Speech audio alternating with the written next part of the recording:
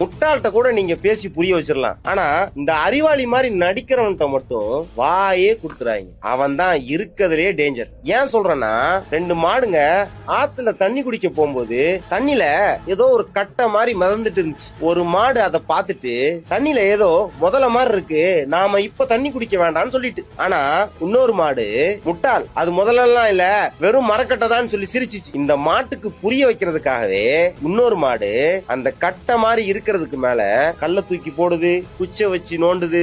ஆனாலும் அந்த கட்டை அசையவே இல்லை. உடனே இந்த 2வது மாடு இதெல்லாம் பார்த்துட்டு சிரிக்குது. நான் அப்பவே சொன்னலாடா இது வெறும் மரக்கட்டை தான்.